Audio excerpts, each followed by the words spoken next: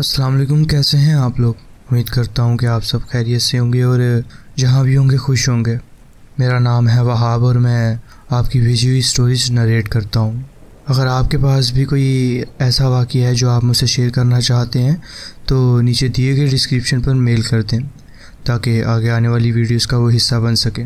तो बढ़ते हैं आज की स्टोरीज़ की तरफ।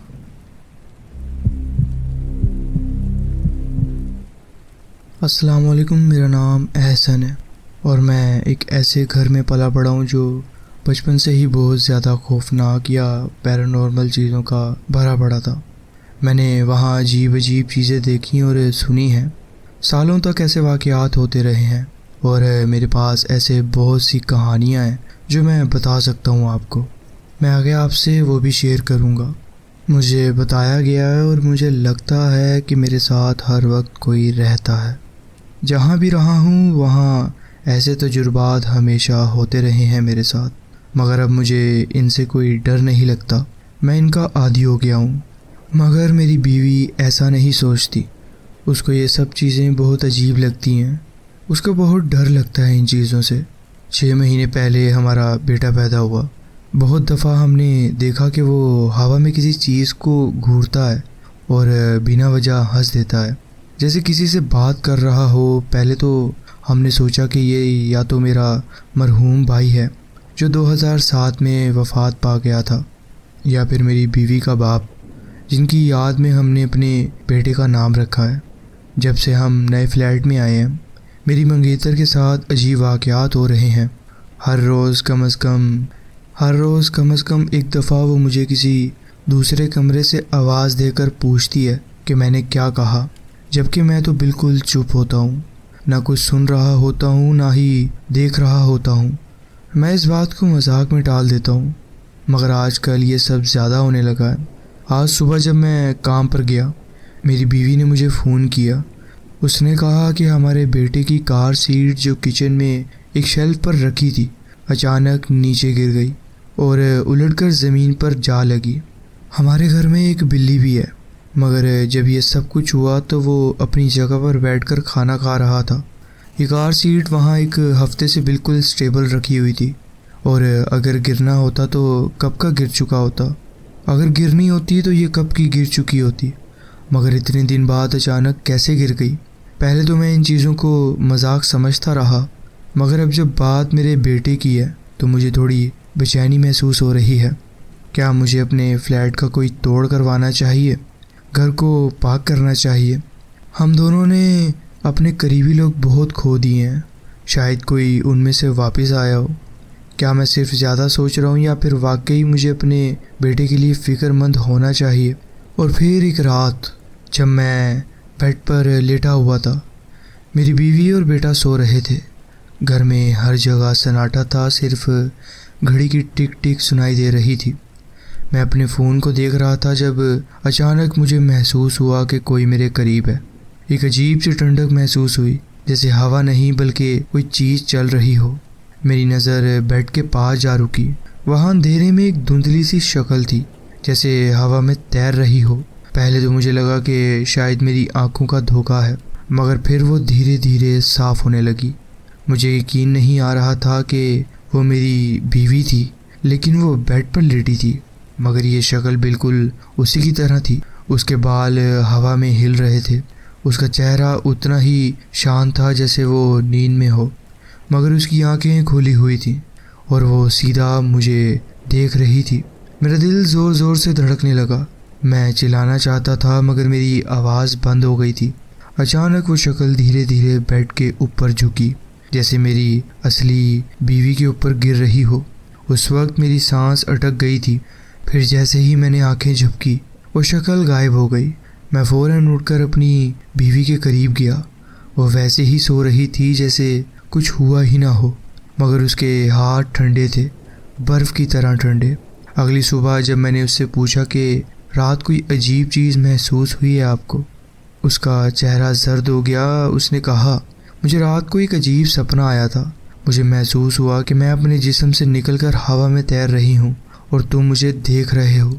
उसके ये अल्फाज सुन के मेरे रोंगटे खड़े हो गए। क्या ये सिर्फ एक सपना था या फिर उस रात कुछ और भी था जो हम दोनों के दरमियान हो रहा था। अब मुझे यकीन हो गया था कि ये सिर्फ अजीब वाक़यात नहीं है, ये चीज़ जो भी है ये सिर्फ एक साया नहीं, ये हमारे बीच है और शायद ये हम दोनों को अलग करना चाहती है। ये था मेरा वाक़या जो मैं आपके साथ शेयर करना चाहता था। जी बहुत बहुत शुक्रिया, आपने अपनी कहानी हमारे साथ शेयर की। बढ़ते हैं अपनी नेक्स्ट स्टोरी की तरफ।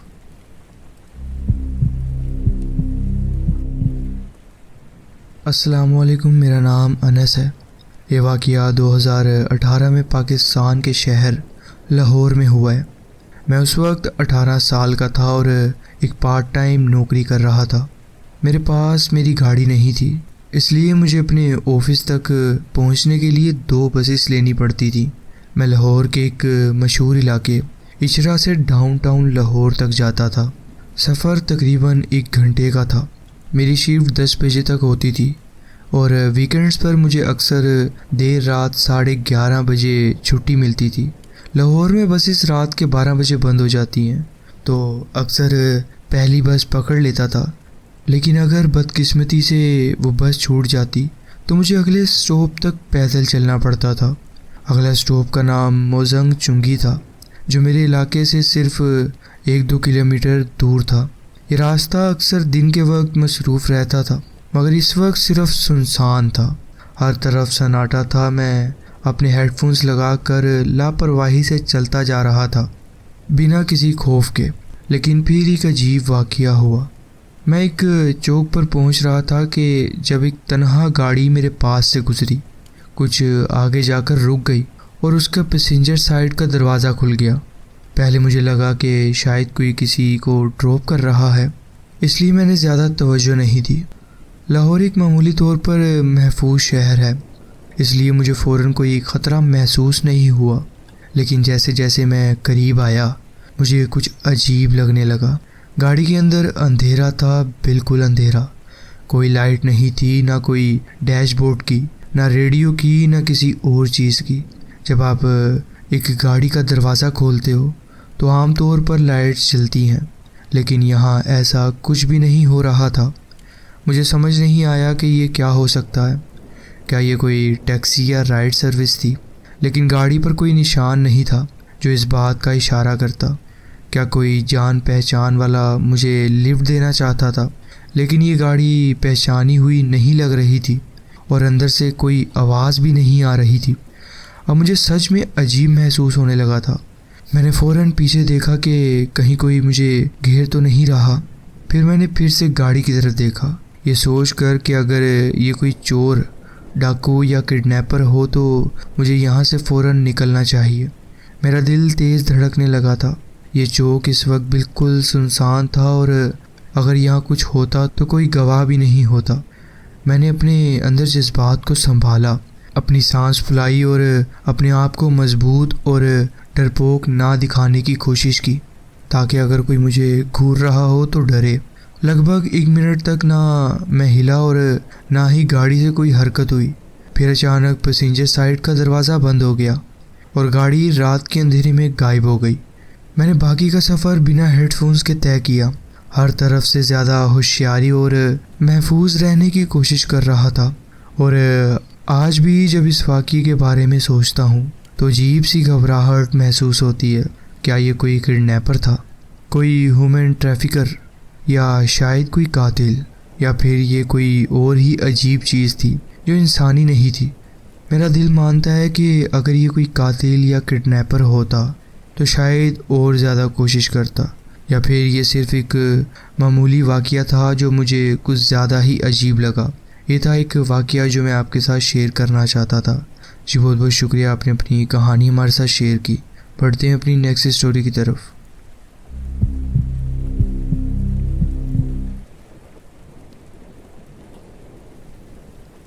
मैं एक अपार्टमेंट स्टाइल कोंडो में रहती हूँ, जहाँ सबकी प्राइवेट एंट्रेंस है, बिल्कुल उसी तरह जैसे एक मोटल की होती है।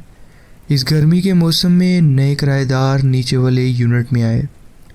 एक बुज़ुर्ग जोड़ा था, तकरीबन 65 से 70 साल की उम्र का। मैं कभी कभी उनकी बीवी से मुलाकात करती थी। जब हमारी अक्सर रास्ते में मुलाकात हो जाती और उनके शौहर को सिर्फ देखकर हाथ हिला दिया करती थी।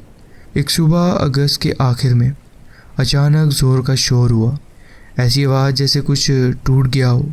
मैं फ़ौरन अपनी स्लाइडिंग ग्लास की तरफ भागी और देखा कि एक बाहर वाली टेम्पर्ड ग्लास की खिड़की पूरी तरह से टूट चुकी थी। मैं बाहर गई और देखा कि कोई वजह नज़र नहीं आई जो इस ग्लास के टूटने का सबब बनती। मैंने अपनी सिक्योरिटी कैमरास चेक किए, कुछ भी नहीं दिखाई दिया, जैसे कि ग्लास हवा से ही टूट गया हो। मैं इस बात को इग्नोर करके अपने दिन के काम में मसरूफ़ हो गई। कुछ घंटों बाद पार्किंग एरिया एम्बुलेंस और फायर ट्रक से भरा हुआ था। स्टेट पुलिस भी आ गई थी। मैंने सोचा कहीं नीचे वाले बुजुर्ग जोड़े के साथ कुछ हो ना गया हो। मैं फ़ौरन नीचे भागी, लेकिन वहाँ EMT यानी इमरजेंसी मेडिकल टीम ने मुझे एक अजीब नज़र से देखा। उस बुज़ुर्ग औरत का बेटा वहाँ था और उसकी माँ चीख चीख कर रो रही थी। मैं वापस अपने अपार्टमेंट आ गई और उन्हें अकेला छोड़ दिया। बाद में पता चला कि उस बुज़ुर्ग आदमी की नींद में मौत हो गई थी। सुबह 9 बजे जब उनकी बीवी उठी तब वो ज़िंदा थे, लेकिन दोपहर तक उनका बेटा मिलने आया तब तक उनकी डेथ हो चुकी थी। जो ग्लास का शैटर्ड होने का वक्त था वो बिल्कुल 10:30 सुबह का था। मेरे पड़ोसन इस बात को किसी बड़ी चीज़ से जोड़ रही थी, लेकिन मैं शक में थी। 3 हफ्ते गुजर गए। एक रात मुझे अपनी स्लाइडिंग डोर पर ज़ोर से नोक की आवाज़ सुनाई दी। फिर एक ज़ोर का धक्का भी लगा। मेरा जो कुत्ता है वो फ़ौरन उठ गया और कमरे के एक कोने की तरफ देखने लगा, जैसे वहाँ कुछ हो। उसके बाल खड़े हो गए और वो बार बार गुरगुराने लगा। अचानक एक तरफ रखी चीज़ें गिरने लगी। मैंने उसे शांत किया, लेकिन ये सब अजीब था। मुझे वो बुज़ुर्ग आदमी याद आया और फिर मैं अपने काम में लग गई। पिछले हफ्ते जब मैं अपनी गाड़ी में बैठ रही थी तो मैंने देखा कि रैडर पर एक इंसान का नक्श देखा जो मेरी गाड़ी की तरफ आ रहा था। जब मैंने दरवाज़ा बंद किया और देखा तो वहाँ कोई नहीं था। फिर मैंने रैडर पर देखा कि वो शख्स मेरी गाड़ी के सामने रुका हुआ है, फिर बैक सीट की तरफ चला गया जहाँ मेरा कुत्ता बैठा हुआ था और फिर एकदम से गायब हो गया। कुछ दिन बाद जब मैंने तो उन्होंने कहा, और ये कल मेरे साथ भी हुआ था, ये सिर्फ सिस्टम का ग्लिच है। उनका कहना था कि रैडर ने सिर्फ उसका ही अक्स दिखाया होगा जो पहले वहाँ से गुजरा था, मगर मुझे ये बात हज़म नहीं हुई क्योंकि रैडर ने कभी इस तरह का लैग नहीं दिया था और उस शख्स का रास्ता भी मुख्तलिफ था जो मैंने लिया था। कल रात मेरे शौहर किचन और लिविंग रूम की लाइट बंद करके सो गए। मैं शावर लेकर रूम की तरफ जा रही थी कि मेरी नज़र किचन की रोशनी पर पड़ी जो कि ऑन हुई थी। गुस्से में जाके मैंने लाइट बंद की और दोबारा रूम में बेड की तरफ आ गई। रात के दरमियान जब मेरी आँख खुली तो देखा कि हालवे में रोशनी थी। मैंने इसे नज़रअंदाज कर दिया। सुबह जब मेरा शौहर उठा तो उन्होंने मुझसे पूछा, तुमने रात किचन की लाइट ऑन क्यों छोड़ दी थी? मुझे यकीन था कि मैंने तो लाइट बंद की थी। आज मेरे एक दोस्त ने मुझे एक गोस्ट डिटेक्टिंग ऐप डाउनलोड करने का कहा है। जब मैंने इसे चलाया तो मुझे लगा कि सिर्फ कुछ लिखा आएगा, लेकिन अचानक इस ऐप ने बोलना शुरू कर दिया। मैं डर गई और मैंने फ़ौरन इसे बंद कर दिया। मुझे वैसे भी ऐसी चीज़ों पर डर लगता है।